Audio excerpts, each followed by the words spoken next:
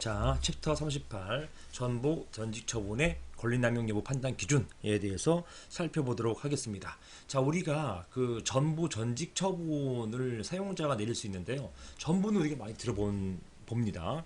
주로 어떤 때 많이 듣냐면 여러분들 경험상으로 혹시 선생님들께서 주로 이제 공립중학교나 공립고등학교 때 선생님들께서 다른 학교로 이제 어떤 전보 발령 나셨다, 전근 가신다 이런 표현을 쓰잖아요. 이런 것들을 이제 전보라고 하는 것이고 그 직장을 이렇게 옮기시는 것을 말하는 것입니다. 그런데요, 전직은요, 그것은 아니고 다른 말로 배치 전환이라는 표현을 써요.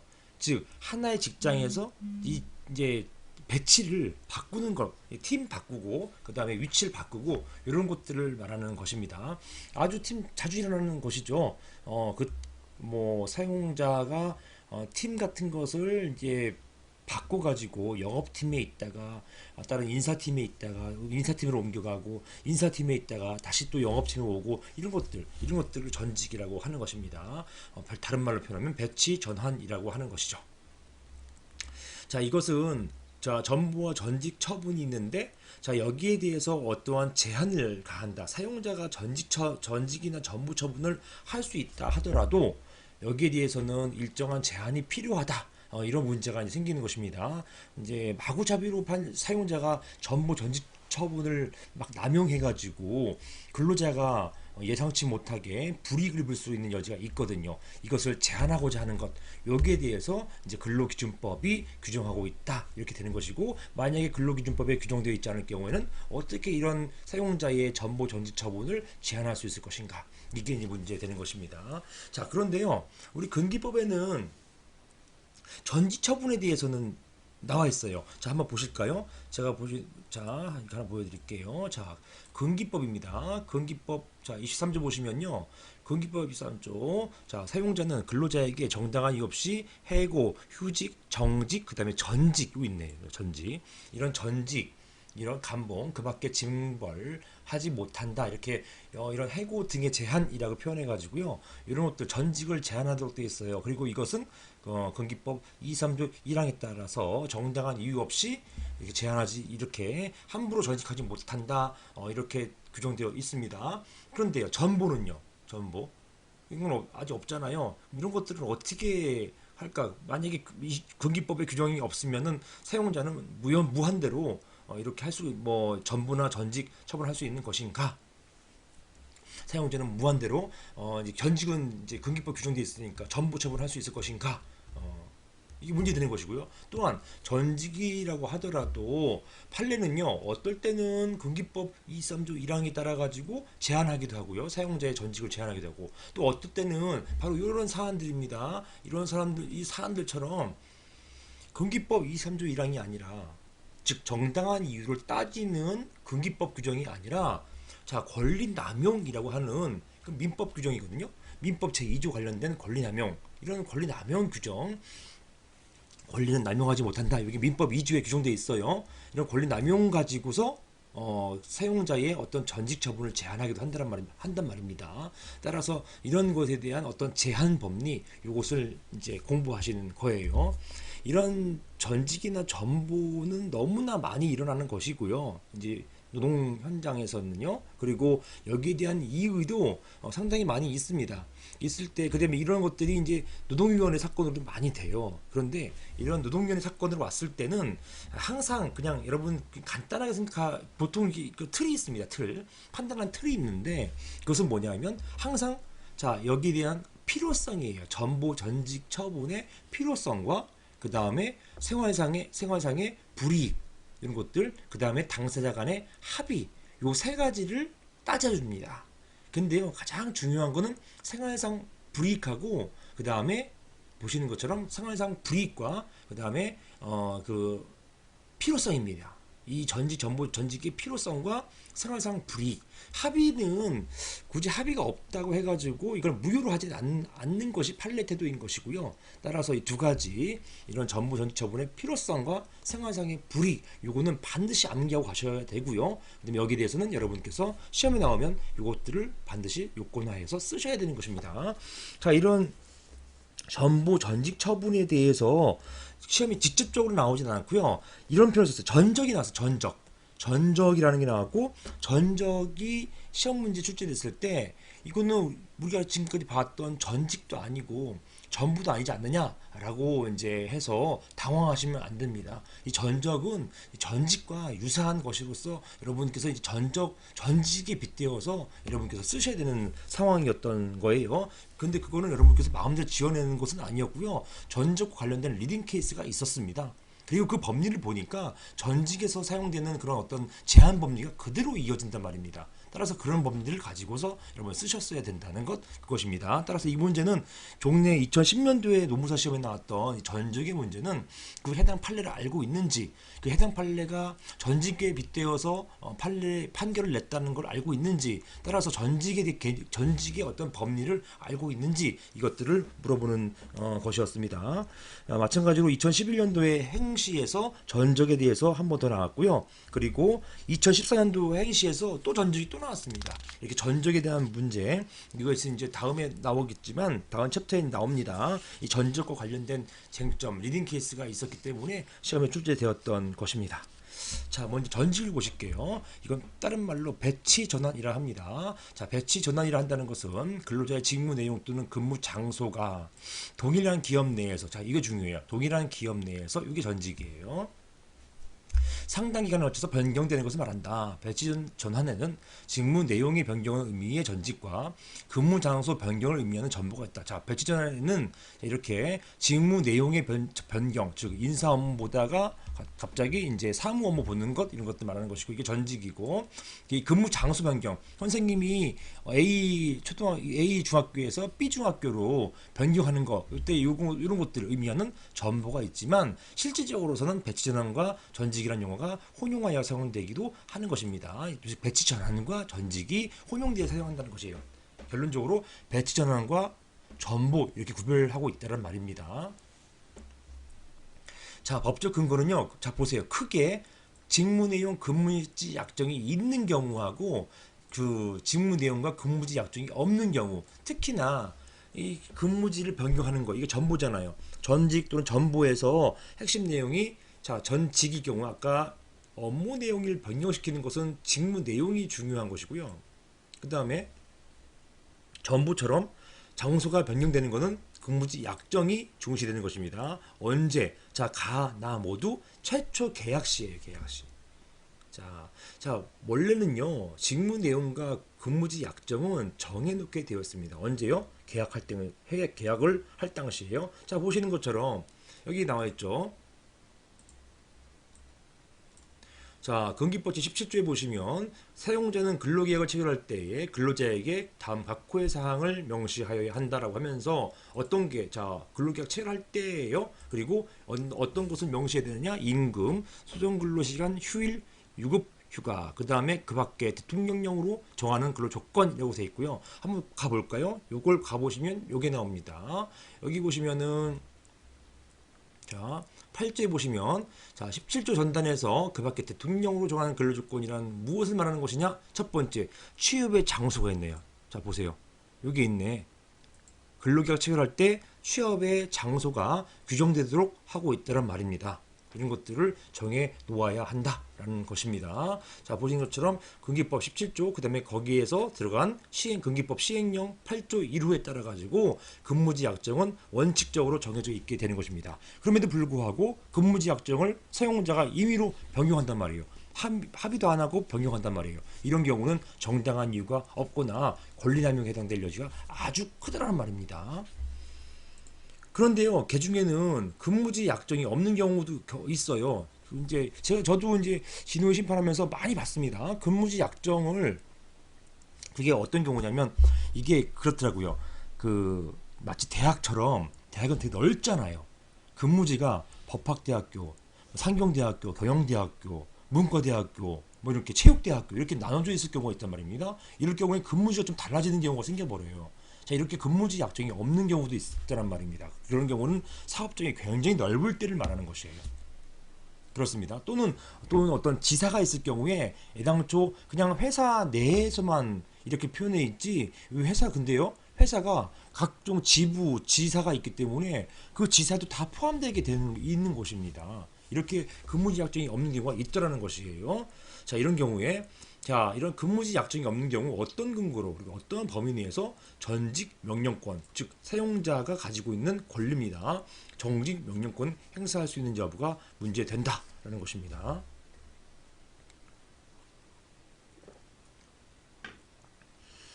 학설은요, 보시는 것처럼 이건 근무지 약정이 없는 경우를 말하는 거예요. 직무 내용이나 포괄적 합의설. 자, 근로계약은 근로자가 자신의 노동력 처분을 포괄적으로 사용자에게 맡기는 것이고 사용자의 인사권 행사로 일방적 행사가 가능하게끔. 자, 즉 뭡니까? 근로자가 근로계약 체결할 때 그냥 사용자가 시키는 대로 하겠습니다. 이렇게 포괄적 합의한다는 얘기예요. 다만 이런 것을 제한할 때는 민법상의 권리남용 법리로 제한할 수 있다라고 되는 것이고요. 이게 포괄적 합의설입니다. 자, 저기 민법 보시면 2기니까 보여드리는 것도 좋겠네요. 아직 1기니까 아직 시간이 좀 있으니까 보시는 것처럼 자 보세요. 민법 제2조 보시면 2항에 권리는 남용하지 못한다. 바로 요 조항을 가지고 말하는 얘기예요. 자, 신의성실 원칙은 2조 2로 여기에 나온 거죠. 모든 권리 행사 의무는 신의조차 성실하게 하여한다. 이게 신의성실 원칙이고 여기에서 파생되는 원칙인 신뢰보호 원칙 또는 실외 원칙 이런 것에 대해서 종전 시간에 설명들을 해드렸습니다. 지금 여기서 문제되는 것은 권리 남용. 자, 권리는 남용하지 못한다. 이것을 말하는 것입니다. 자, 이런 것도 이 권리 남용 법리로 제한할 수 있다라는 것이에요. 사용자가 아무리 이런 인사권, 즉 전직 명령권을 사용할 수 있다 하더라도 그런 권리는 남용되어서는 안 된다. 이런 법리로 제한한다는 것입니다. 그럼 선생님, 구체적으로 어떤 것을 말하나요? 저도 몰라요. 자, 이렇게 권리 남용 법리로 제한하는 경우는 뭐 다양합니다. 그것이 사용자의 편을 들어줄 것인지 근로자의 편을 들어줄 것인지 그 관련된 업무 형태나 내용 그 다음에 근로자의 어떤 피해 정도 아주 다각적으로 고려해가지고 너무 과하다 이렇게 과하다라고 하는 주관적 판단이잖아요. 이런 게 이제 이제 법관의 판단이 되겠습니다. 자, 이런 것이 있을 때 죄송합니다. 전화가 와가지고.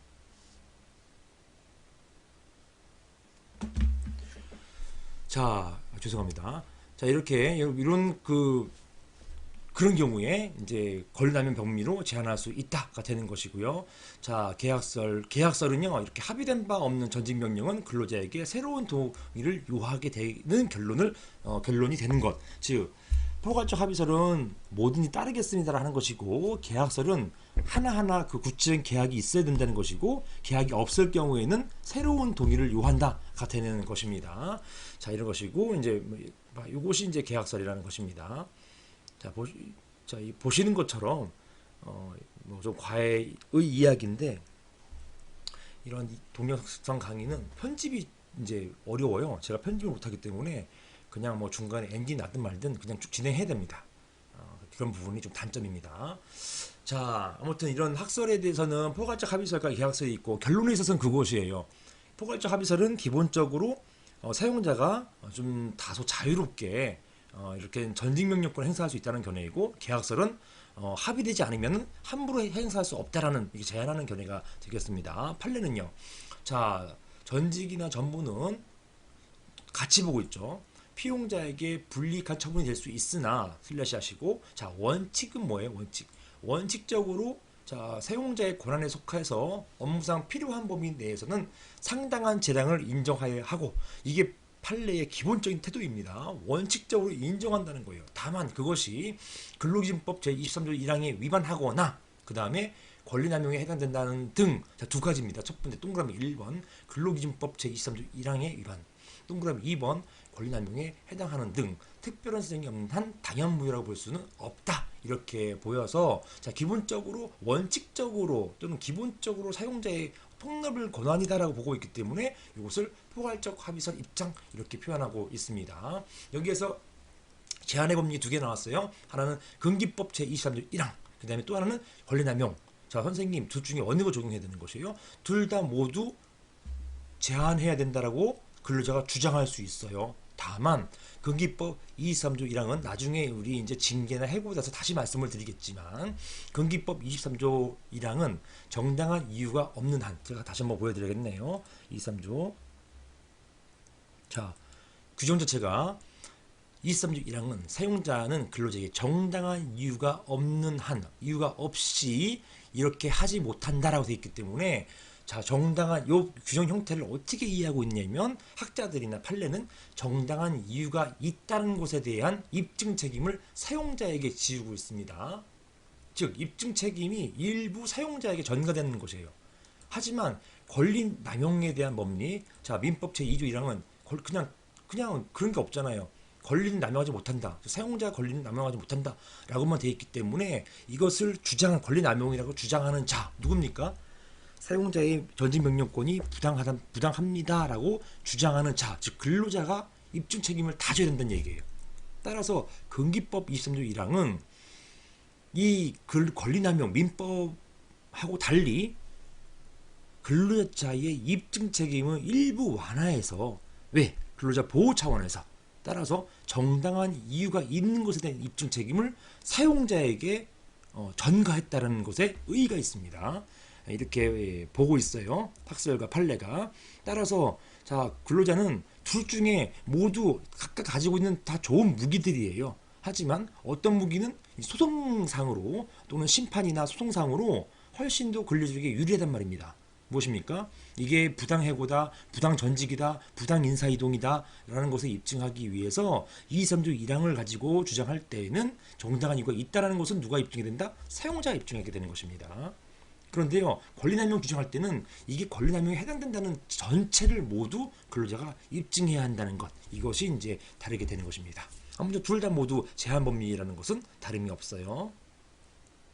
자, 검토, 계약설과 같이 전직명령의 법적 근거를 근로계약상 합의에 한정하게 되면 사용자의 전직명령권이 지나치게 제한될 우려가 있다. 따라서 포괄적 합의서를 타당하다. 이게요, 기본적으로 진홍이나 아니면 일반적인 그 판례의 기본적 태도입니다. 그래서 일단은 그 심판이 온다 하더라도 일단 뭐 사용자의 이런 전직명령권을 인정해 줘야 되는 거 아니냐. 이런 것도 부정하면은 어떻게 어떻게 이제 사업체를 운영하겠느냐, 뭐 이렇게 좀 이해하시는 경향이 있어요.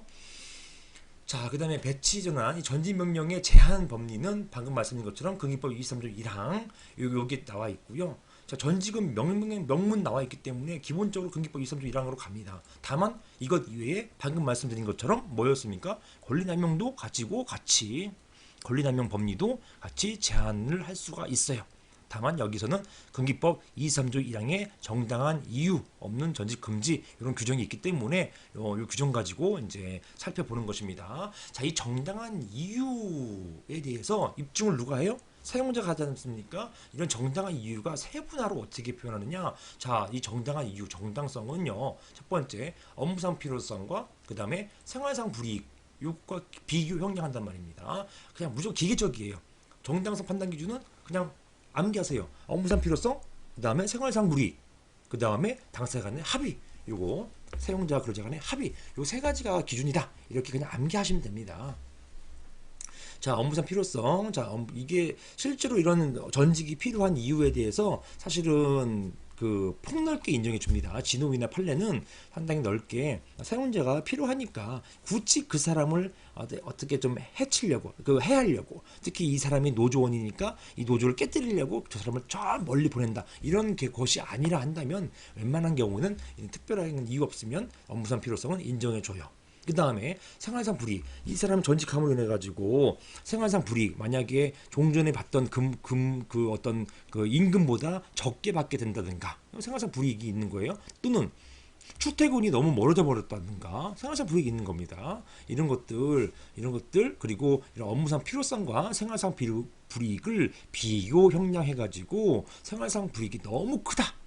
이 경우에는 정당한 이유가 없다가 되는 것이고요. 생활상 불이익이 그냥 참을만하다, 근로자가 수인할 만하다라고 하면은 이 경우는 업무상 필요성이 더 크기 때문에 정당성이 있다, 이렇게 보게 되는 것입니다. 이런 구조로 판단이 이루어지는 것이에요. 자, 근로자에 대한 전보나 전직은 원칙적으로 인사권자인 사용자의 권한이다. 그러니까 원칙적으로 사용자의 권한이라고 인정하고 있어요. 사용자는 상당한 재량을 가진다. 이것이 근로기준법에 위반되거나 권리남용에 해당되는 등 특별한 사정이 없는 이유이다. 권리남용에 해당되는지 여부는 이거는 이제 권리남용에 대해서 판단하고 있네요. 이건 판례가 이렇게 보기 때문에 그렇게 썼던 것입니다. 권리남용에 해당되는지 여부는 전보 처분이 업무상 필요성과 전보에 따른 근로자의 생활상 불이익을 비교 고량해서 결정되어야 하는 것이다 라는 것입니다. 통상 생활상 불이익이 감수해야 할 정도 이것을 현저하게 벗어나는 것이 아니라면 권리남용 해당되지 않는다 이렇게 봤던 것입니다. 판례는 권리남용 가지고 판단한 경우가 있고 그것을 여기다 거론하는 것이에요. 달리 근기법 232 1항 가지고 판단할 때도 이것도 근기법 232 1항에 따른 어떤 정당성 판단의 요건이 하나 되는 것입니다. 마찬가지로 판단될 것입니다. 똑같아요. 판단하는 것, 입증 책임이 누구한테 있느냐인 것에 어떤 큰 특징이 있는 것이지 실질적으로는 판단하는 과정은 뭐 대동소이합니다. 거의 비슷합니다. 자, 그 다음에 근로자와 사전 협의가 있는데요. 자, 이게 당사자 간의 합의입니다. 자, 근로자 본인과 성실한 협의 등 실직상 요구되는 절차를 거쳤는지도 정당한 인사권 행사 여부를 판단하는 하나의 요소는 된다라는 것입니다. 하지만 판례가 이거예요. 슬래시 하시고 이게 중요합니다. 그러한 절차를 거치지 아니했던 사정만으로 곧바로 당연히 무효가 되는 것은 아니다. 이게 바로 판례 태도예요. 이게 중요합니다. 이런 것들 근로자와의 어떤 협의를 거치지 않았다 하더라도 곧바로 그것이 권리남용에 해당돼서 당연 무효되는 것은 아니다. 이게 항상 나오는 이게 사용자의 항변이죠. 사용자는 이런 주장들을 하는 것입니다. 자, 근로자가 이것은 부당합니다. 이것은 무효입니다라고 그 부당 전직입니다. 주장할 때 사용자는 그 근로자가 얘기하기를 나와 합의도 없이 일방적으로 나를 전직시켰어요. 이건 부당합니다라고 할 때 그 사용자는 항상 요 판례를 갖고 나와요. 판례가요. 물론 이런 협의를 하는 것도 괜찮지만 설사 협의하지 않았다 하더라도 이거 별 문제 안 된대요. 이렇게 보고 있는 것입니다. 따라서 이런 판례는 근로자에게 썩 그다지 유리하지 않은 판례가 되겠습니다. 자, 우리 중화실업 사례 한번 보시면 원고가 피고회사의 춘천공장 변전실 근무자 2명 중에 1명이었어요.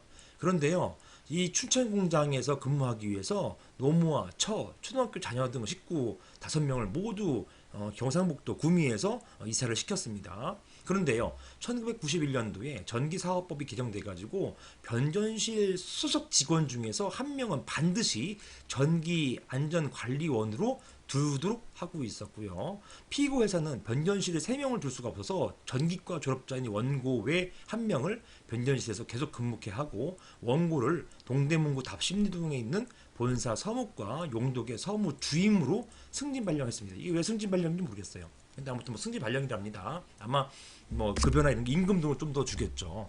자, 원고는 서울에 근거지도 없고 이미 기반을 잡은 춘천에서 자, 구미에서 춘천까지 올라갔어요. 경상도에서 강원도까지 올라갔다가 갑자기 다시 서울로 이동시키는 겁니다.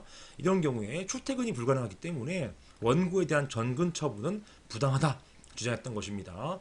본사에 출근하지 그렇게 부당하다 주장하면서 본사에 출근하지 않으니까 무단결근으로 회사는 징계 해고하고요. 원고는 여기에 대해서 소를 제기합니다. 이게 1심과 2심에서는 이 원고 근로자가 이겼어요. 그러다가 웬일인지 대법원에서는 파기환송되고 근로자가 패소해버렸습니다. 거기에는 승진 발령에 대한 부분이 상당히 많이 가미됐다고 생각이 됩니다. 아주 이런 부분이 있었고요. 여기에 대해서는 여러분께서 중화실업사대 이 판결의 요지 한번 읽어보시면 되고요. 다음 포스코 사례는요. 피고 포스코는 경비 용역 전문업체인 포센을 설립한 후에 설명회를 열고 자사 방호 업무 직원들에게 이직을 권고했습니다. 자, 신설법인의 최초 급여는 포스코 연봉의 70%를 한다. 또 줄어든 연봉만큼 전직 지원금으로 보상해 준다라고 했고, 또 직원들의 원활한 이직을 위해서 분사회사의 급여는 현재 1970% 수준이라는 내용의 이메일을 보냈고, 원고들은 피고 포스코는 뭐 이 등등 이런 이메일 통해서 전직 직원들이 피고 포센에서 받는 급여가 피고 포스코의 급여의 70 수준에 미치지 못할 경우 그 급여 차액을 보전해 주기로 약정 내지 약속하였다. 그리고 이것은 전직 합의의 내용에도 포함된 것임에도 불구하고 피고 포스코는 이를 전혀 이행하지 않았다고 주장하면서 소를 제기했던 사안입니다. 여기에는 이제 사실 요 내용이 그 자체로 이 전직과 직결되는 문제는 아니에요. 근데 이제 그 요것을 그 해당 그 이제 실제 그 이제 사례에선 그 이제 실무 사례에서는 이렇게 그 포스코에서 포센으로 가는 것을 전직으로 이제 어떤 뭐 포스코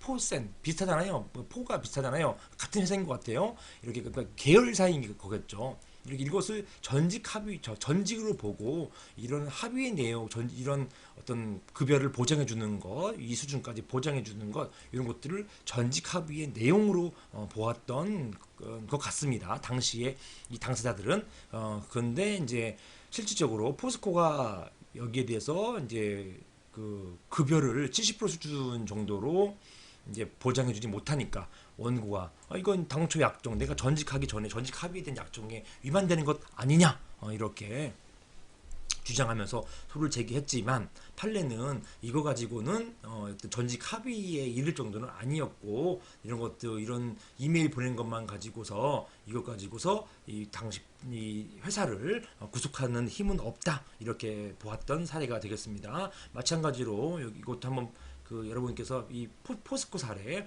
한번 보시면 되겠습니다. 자, 이거 보세요. 원심은 이메일을 아까 그 이런 보장해 준다는 내용이 있었다는 거잖아요. 전직 안내 절차의 일환일 뿐이었으며 직원들의 전직 신청만으로 전직 합의가 이루어진 것은 아니고 그에 대해서 자, 포스코의 승낙 절차가 필요하였고 이에 비춰보면 이러한 근로자들의 이메일은 전직 합의에 대한 청약이 아니라 청약의 유인에 불과하다. 즉 청약은 곧바로 승낙하면 맺어지는 것인데요. 이런 이메일은 이렇게 할래 안 할래라고 하는 청약의 유인에 불과하다. 따라서 위 이메일 내용 자체가 곧바로 전직 합의 내용에 포함된다고 볼 수는 없다라는 것입니다. 이메일에 이런 안내가 있었다고 하더라도 실제로 전직 그 할 때의 그 계약서상으로 이런 내용이 들어가 있지 않으면 이메일이 있었다는 것만 가지고서 뭐 70% 급여 보장 이런 것도 주장할 수 없다는 것이에요. 정말 당신이 주장하려고 한다면 이직할 때의 그 합의서 안에 그 안에 전직할 때 그 합의서 안에 뭐 급여의 70% 수준 보장 이런 것들을 썼어야 되는 거 아니냐 이게 바로 판례 취지입니다. 또한 피고 포스코 급여 70% 수준에 관한 보장 내용은 전직 신청서나 근로계약서 등 관련 서류 어디에도 문서화된 적이 없다. 어디도 없었다는 거예요. 오직 이메일에 단서만 있었다는 것이에요. 이것은 따라서 주장할 수 없다. 원고들 근로자들은 주장할 수 없다. 이렇게 보았던 것입니다. 자, 위반의 효과 부당전직 전보 사법상 무효입니다. 벌칙은 없습니다. 노동위원회 구제신청 가능하고요. 제가 엊그저께도 이런 구제신청 부당 이제 인사이동 이제 구제신청 이제 제가 사건 담당해가지고 하고 왔습니다. 당연히 법원에 제소도 가능하게 되겠습니다. 이거 한번 쭉 읽어보시면 되겠습니다.